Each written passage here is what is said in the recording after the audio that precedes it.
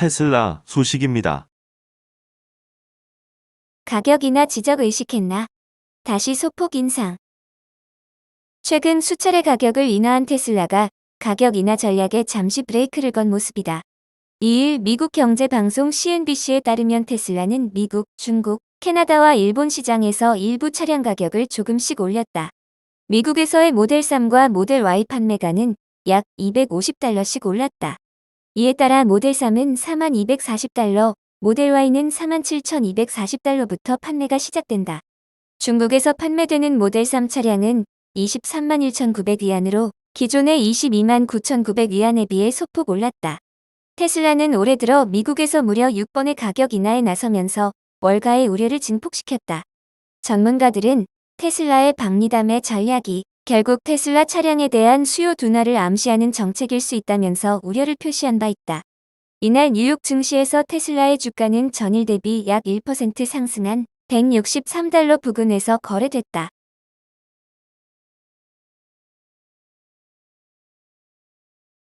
애플 소식입니다. 위치 추적 태그가 스토킹에 악용. 애플 구글 결국 해법 찾기로. 애플과 구글이 스토킹 수단으로 악용되고 있는 스마트폰 추적 장치 문제를 해결하기 위해 힘을 합친다. 삼성전자도 여기에 지지를 표했다. 2일 미 테크 전문지 테크크런치 등에 따르면 애플과 구글은 에어테크와 같은 위치 추적 장치가 허가 없이 다른 사람을 추적하는 데 사용되는 것을 막기 위해 협력하기로 했다. 양사는 위치 추적 장치의 무단 추적이 감지되면 알림을 전송하도록 하는 기술을 탑재하도록 산업 표준을 만드는 중이다. 구글과 애플은 이날 공동 발표에서 블루투스 장치에서 원하지 않는 추적이 발생할 경우 사용자에게 경고하는 사양을 개발하기 위해 업계 혁신을 주도할 것이라고 밝혔다. 갤럭시를 만드는 삼성전자와 블루투스 위치 추적기기를 제작하는 치폴로, UP 시큐리티 등도 모두 표준을 만드는 데 지지를 표한 것으로 알려졌다. 애플과 구글은 연말까지 자사 운영체제인 iOS와 안드로이드에서 해당 기술을 도입할 것이라고 했다. 이들은 이날 표준 개발 조직인 IETF에 기술 사양서 초안을 제출했고 3개월의 검토가 끝나면 해당 기술을 적용할 수 있게 된다. 에어태그는 애플이 2021년 출시한 블루투스 위치 추적 기기다. 에어태그를 부착해두면 소지품을 잃어버려도 아이폰으로 즉시 위치를 확인할 수 있다. 그러나 출시 이후 에어태그를 활용한 스토킹 피해 사례가 지속적으로 보고됐다. 애플은 즉각 대응에 나섰지만 스토킹뿐만 아니라 자동차 절도 등 악용 사례는 지속됐다. 이에 애플은 iOS뿐만 아니라 안드로이드 등 스마트폰 전반에 원하지 않는 추적을 방지하는 기술이 필요하다고 판단해 구글과 협력하게 됐다.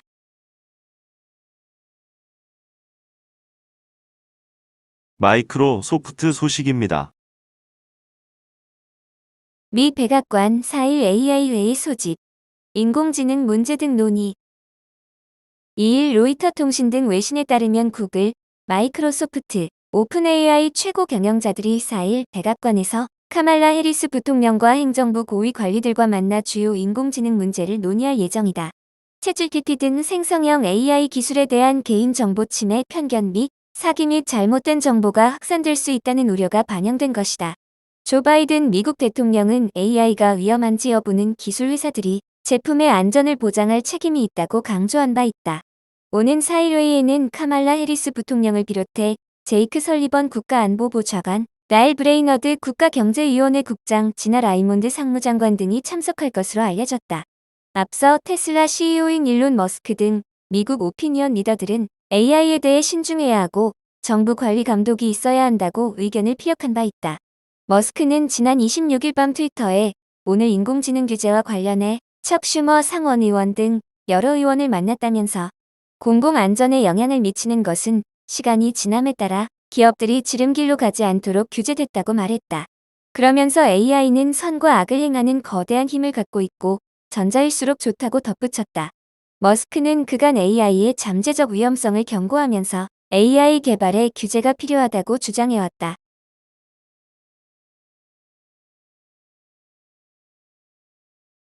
아마존 소식입니다. 오리지널 프라임 비디오 100여 개 무료 제공. 아마존이 그동안 유료 제공하던 100개 이상 오리지널 시리즈와 영화를 무료 제공한다. 미국 IT 매체 엔가젯은 2일 아마존이 광고 기반 스트리밍 서비스 프리비에서 100여 개 오리지널 프라임 비디오를 무료 지원한다고 보도했다. 정확한 타이틀 명단은 밝혀지지 않았으나 내가 예뻐진 그 여름, 시간의 수레바퀴 레이트 나이트 트룹 제로앤 리처 등이 포함될 예정이다. 아마존은 100여 개 오리지널 비디오를 한 번에 무료로 푸는 대신 연말까지 순차적으로 제공할 계획이다. 외신은 아마존이 프리비를 통해 무료 스트리밍 시장을 선점하고자 하는 전략이라고 분석했다. 지난해 4월 아마존은 인드TV를 프리비로 리브랜딩했다. 아마존은 1998년 영화, TV 사이트 임드를 인수하고 2019년부터 무료 스트리밍 시장에 진출한 바 있다.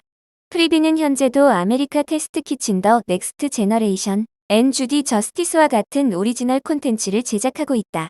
또한 시트크릭, 둔윅 등 아마존 외 다른 제작사들이 만든 타이틀도 제공 중이다.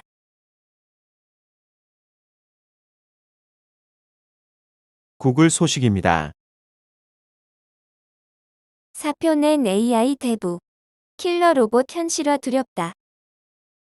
인공지능 분야의 대부로 꼽히는 유명 연구자가 AI의 위험성을 지적하기 위해 10년 이상 몸담았던 구글을 떠났다. 뉴욕타임스는 1일 제프리 힌튼 박사가 지난달 구글에 사표를 냈다고 보도했다. 힌튼 박사는 AI 분야에 천문학적인 투자를 이어나가고 있는 구글과 결별한 이유는 AI의 위험성을 경고하기 위해서라고 밝혔다. 그는 AI 연구에 대한 국제적인 규제가 도입돼야 한다고 밝히며 AI 기술이 적용된 킬러 로봇이 현실이 되는 날이 두렵다고도 했다. 영국 태생인 힌튼 박사는 에든버러대 박사 과정에 적을 뒀던 1972년부터 AI를 연구한 인물이다. 특히 그는 인간이 뇌를 통해 문제를 해결하는 방법과 비슷한 방식으로 컴퓨터가 정보를 분석할 수 있는 인공신경망이라는 개념을 제안한 연구자로 꼽힌다. 그가 제자 2명과 창업한 DNA 리서치는 컴퓨터가 수천 장의 사진을 분석해 꽃이나 개, 자동차 같은 사물을 스스로 인식할 수 있는 기술을 선보였다. 구글이 4,400만 달러에 인수한 DNA 리서치의 기술은 챗GPT 탄생에도 공헌했다는 평가다. 힌튼 박사는 AI는 내가 연구하지 않았더라도 다른 사람이 연구했을 것이라고 스스로를 위로한다면서도 자신이 평생 이룬 성과가 후회스럽다고 밝혔다.